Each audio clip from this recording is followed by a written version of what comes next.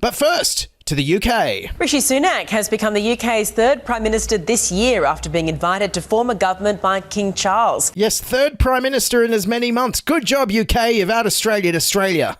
We love it. We all look at you and laugh now. Have you changed your smoke alarm battery? You know all that shtick. Anyway, Rishi Sunak, of course, started his first week as PM. The very first thing he did was the thing he loves to do, which is put out a very loud social media video. I will unite our country, not with words, but with action. I will work day in and day out. Yes, hopefully now as PM, Rishi Sunak can afford an audio mixer for his social media videos. Maybe they're just mixed by some AI bot. Hey, speaking of AI bots, that's exactly what Rishi Sunak resembled when he gave his first speech. A stronger NHS, better schools, safer streets. Yes, Great Britain has elected its second robot Prime Minister in as many months. We have made mistakes.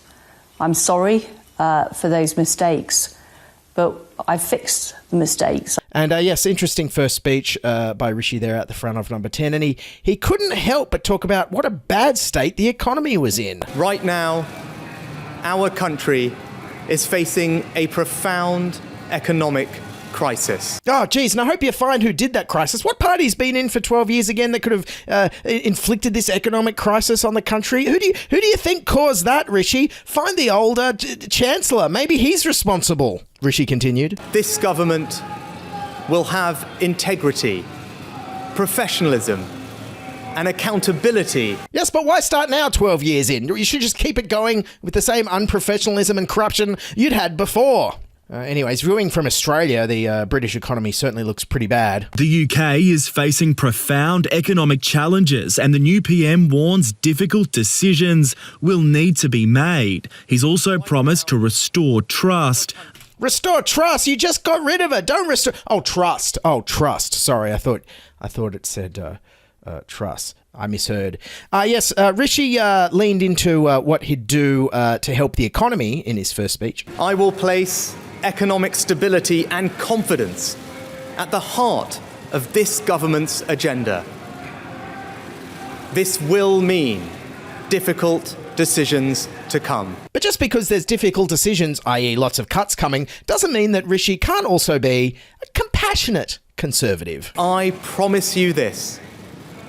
I will bring that same compassion to the challenges we face today. But when he says compassion, he doesn't mean stopping people starving to death and freezing in the cold this winter. What he actually means is lowering the debt. The government I lead will not leave the next generation, your children and grandchildren, with a debt to settle. Yes, compassionate conservatism is making sure that your hypothetical children and grandchildren, which you can never afford to have because you can't afford food at the moment, won't be stuck with a debt to pay. That's the kind of policies Rishi is all about. He kept talking up his compassion credentials. But you saw me during COVID doing everything I could to protect people and businesses with schemes like furlough.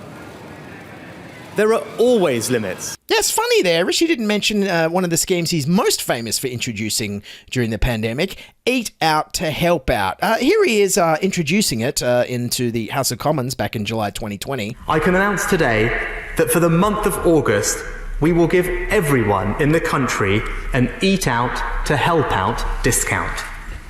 Meals eaten at any participating business Monday to Wednesday will be 50% off, up to a maximum discount of £10 per head for everyone, including children. Yes, I know it's funny to look back in hindsight, but back then in July 2020, did anyone find it slightly contradictory that Rishi Sunak was introducing a scheme encouraging people to eat out at restaurants to an entirely empty House of Commons because the coronavirus pandemic was at its peak?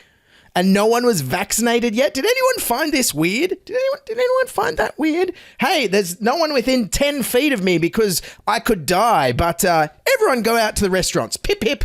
Go have some, go support your local pub. Tally ho. Even Rishi himself had to accept the fact that his Eat Out to Help Out scheme actually helped spread COVID in mid-2020. Do you accept, as the Prime Minister did at the weekend, that Eat Out to Help Out might have contributed to the spread of COVID-19? I'm not sure that's exactly what the Prime Minister said. He said in general, as far as hospitality is a source of transmission, that's why we should make sure we focus our attention on it to suppress the spread of the virus. And if there's one more thing I don't like about Rishi Sunak, it's that he's the exact same age as me. At 42, he'll be the youngest PM in 2 centuries. Oxford educated, a former banker and hedge fund partner, is also wealthy. His wife, the daughter of an Indian billionaire. Together, they're worth more than $1 billion. Yes, thanks, low Australian exchange rate. The only plus to come out of the low Australian exchange rate is Rishi Sunak is a billionaire asterisk in Australian dollars. Yes, having elected yet another rich, tough, private school person in the middle of a major economic crisis, I have to say, the attack lines are looking pretty damn easy for UK Labour, led by Keir Starmer. The government currently allows very rich people to live here but register abroad for tax purposes. I don't need to explain to the Prime Minister how non-dom status works. He already knows all about that. He pretends he's on the side of working people, but in private he says something very different. Over the summer, he was secretly recorded at a garden party in Tunbridge Wells, boasting to a group of Tory members that he personally moved money away from deprived areas to wealthy places instead. That's why the only time he ran in a competitive election, he got trounced by the former Prime Minister, who herself got beaten by a lettuce.